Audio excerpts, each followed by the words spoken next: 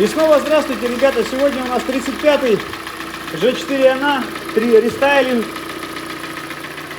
Шаканье, бряканье, чавканье, кто как это называет, стучок, дизеление и так далее. 14 год, 102 тысячи пробег, автомат, передний привод у нас тогда, передний. Ну что, все как обычно, все как у всех. Задиры пришли по зиме.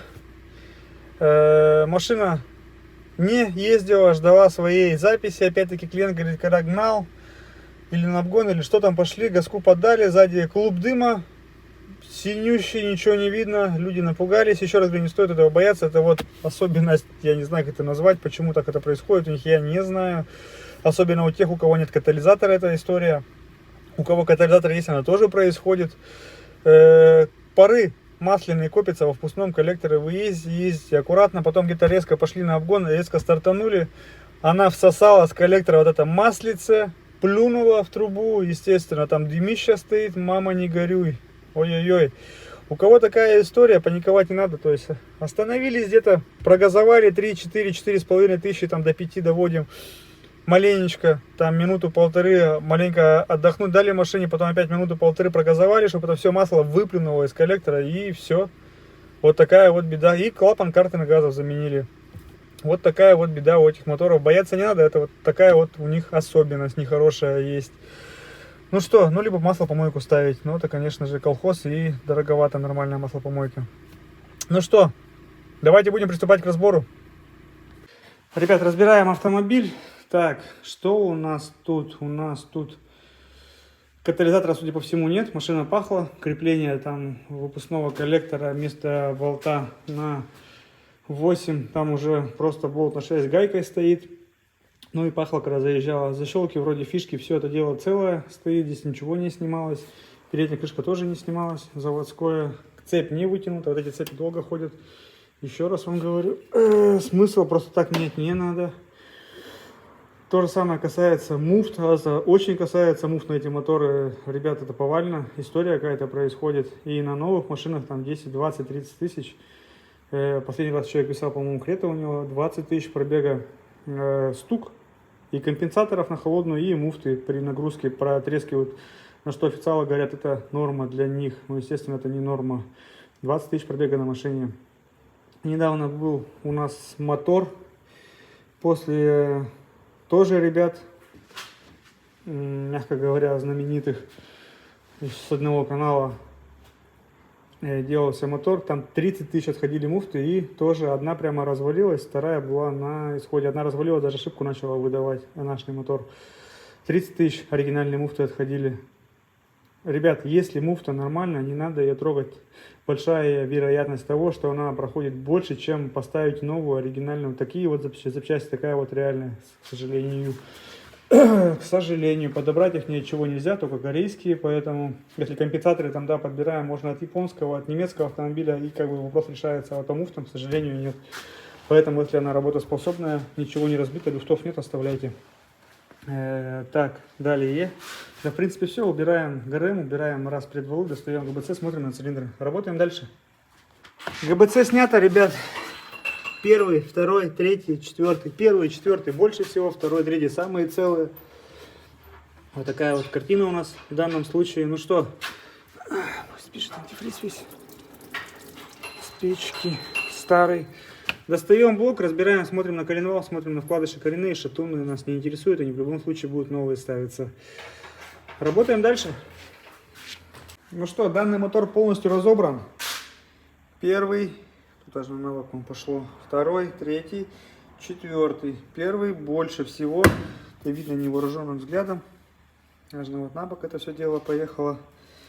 Ну, росточка должна 0,5 выйти. Также антифризом у нас поедена вот эта часть раковины есть. Я даже не стал в данном случае опять-таки смотреть линейкой прямой, непрямой блок. Из-за вот этого вот места будем обязательно фрезу делать.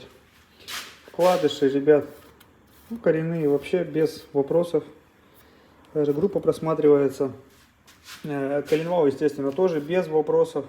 Сотка в сотку, размер стандартный, ничего нигде не съедено. Бывает такое, что вкладыши более-менее нормальные, но коленвал съеден. Здесь нет вопросов к колену. Поршня По поршням, конечно, есть вопросы. Вот это 4-й у нас вкладыши. Тут у нас стоят гомно шатунные. Будем ставить нормальные. Вот он 1-й на бок задиражно пошел. Видно, да, вот в этом месте аж на кольца начал подкусывать. Вот тут хорошо видно. На бок начал уложить поршень 2-й. Колечки при этом еще более-менее живые. Бывает гораздо хуже. Здесь они и даже двигаются в канавках. Но при этом видно, что маслица подкидывала.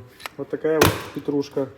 Сейчас рассухарим головку, посмотрим на нее. И уже примем полное решение, что нам нужно будет для ремонта и так далее. Будем составлять список работ, запчастей. И будем отправлять все это дело на согласование, приступать к ремонту. Вот такой вот у нас слой грязи на автомобиле. Ну, не на автомобиле, на моторе. Все это, естественно, железной щеткой шкурить перед мойкой. Пока на этом все. Ребята, и снова всем здравствуйте. Пришло время собирать у нас 35-го. Блок у нас расточен. Все видно прекрасно, да? Все хорошо, все замечательно. Отверстие под масло форсунки. Поршня Тейкин. По поршням у нас 4-5 соток зазор в кольцах. Кольца у нас НПР идут на 2-2,5 десятки. В замках обязательно промерять. Особенно верхняя компрессионная. Часто бывает, что маловат зазор. Приходится подпиливать алмазными нафилями. Колено промываем спиртовыми очистителями, вот этими вот промываем, продуваем, чтобы не было ни пыли, ни стружки. Стружка особенно в храповике забивается. Промывать, продувать надо качественно. И в принципе будем укладывать его. Полуподдон, поддон у нас отмытые лежат сейчас. Шатуны старые убираем, новые, старые. Поршня старые убираем, шатуны в мойке моем, новую запрессовываем. Здесь все на стопорах сидят, поэтому проблем нет никаких. Все это делается довольно-таки быстро. Что нам потребуется? Потребуется сальник задний, колечко, прокладка под маслоприемник и герметик с обезжиривателем. В принципе все, ну естественно маслица чистая. При сборке блока где-то грамм 300-400 масла уходит на смазку вкладышей, на смазку поршней и колес. Вот такие вот дела. Приступаем к сборке. Ребят, ну что, блок у нас собранный, никаких нюансов нет, все нормально, шатуны, правильная геометрия. Чистенькое масло, все вращается одной рукой, ничего нигде не зажимает. Сальники, прокладки, все это дело новое стоит. Что сейчас? Снимаем гуся, ставим пластину для автомата и монтируем все это на автомобиль. Вот так вот у нас выглядит. Давайте выведем вверх. Так. Ну, это очень сложно заметить на камеру. 4 сотки зазора. Ну что, снимаем, монтируем на автомобиле и показываем вам уже ГБЦ. Ребят, блок установили, 1-й, 4-й вверху, промежуток установили, трубку прокинули, здесь маленечко продули, промыли, было очень сильно грязно. Поверхность обезжирена, отверстия подголовочные болты, естественно, при мойке все это дело продувается. Грязи, пыли никакой нет. Сама головка у нас клапана притерты, сальники заменены, она сама по себе ровная, фреза не потребовалась, поэтому старую прокладку полностью убрали. И все это дело обезжирили, болты мобиловской смазкой. Обезжириваем обычным растворителем. Прокладка, естественно же, оригинальная корейская. Эти слабые места промазываем герметиком. Саму прокладку брызгаем клеем. Вот он лежит у нас. И протягиваем. Пока протягиваем, по правой стороне собираем по максимуму. В принципе, все. Никаких нюансов опять-таки нет. Работаем дальше. Ребят, ГБЦ протянули. Распредвалы установили. Здесь по максимуму собрали. Установили ГРМ. ГРМ вопрос не вызывал, не вытянул. Башмаки целые. Все выставили пометку, поменяли только натяжитель, поставили от НД мотора. С усиками фиксаторы, вот они стоят, маломальски фиксируют. Сделали сверление в башмаке для смазки. В принципе, все. Сейчас ставим переднюю крышку, 2 колечка новых, сальник коренной передний новый, обезжириваем все это дело, устанавливаем ее, устанавливаем клапанная крышка навесного. Здесь минимум соберется довольно-таки быстро. Продолжаем сборку автомобиля. Ну что, ребят, мотор готов. Будем сейчас запускать. Масло антифриз залиты. Дроссель помытый, воздушный новый, по навесному никаких нареканий нет. Все защелки, фишечки, все стало по своему, по заводскому, ничего нигде не обломилось, слава богу. Все хорошо. Ну-ка, естественно, крепление выпуска как было, там не заводские вот эти вот болтики, как катализатор удаляли, поломали и поставили там. Вот так оно и осталось. В общем-то, обкатка 3000, не более 3000 оборотов, через 200-500 километров заменить масло, масляный фильтр, потом раз 7000. Сюда не гуще 5,30.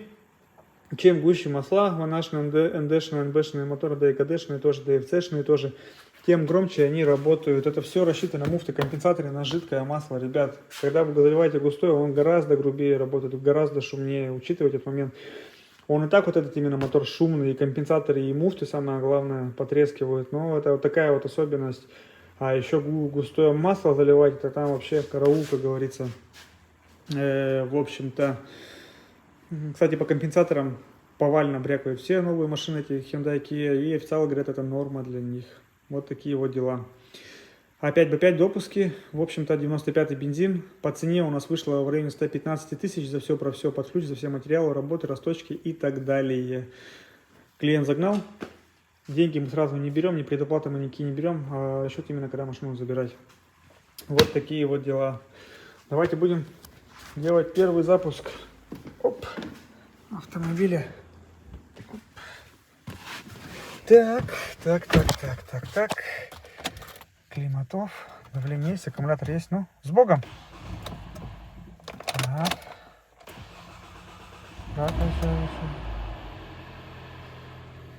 Давление пошло. Все, автомобиль у нас заработал. Никаких ошибок, никаких посторонних шумов, бряков, стуков, ничего нет. Греем до 90 градусов. Смотрим все шланги, все прокладки, все сальники, все проверять надо. Запчастями полная беда. Вот прям полнейшая беда. Китай повально идет, и с этим трудно очень бороться, очень трудно искать именно корейский. Но это возможно, конечно, дороже это все дело, но это возможно, еще раз скажу вам. Так, ну что, 102 тысячи у нас пробег, автомат, передний привод. Давайте послушаем снаружи, закончим. Надо поработать маленько машинке, компенсаторы, чтобы прокачало. Подтягивает какой-то один, ну это ничего страшного. Антифриза больше заливаем, это все со временем прокачает. То есть надо машинке проехаться, профрихвоста, по печке, по всему воздушные пробки выгнал, и все это дело прокачает. На этом заканчиваем видео. Очередной Hyundai у нас готов. Сегодня будем выдавать. До новых встреч, до свидания.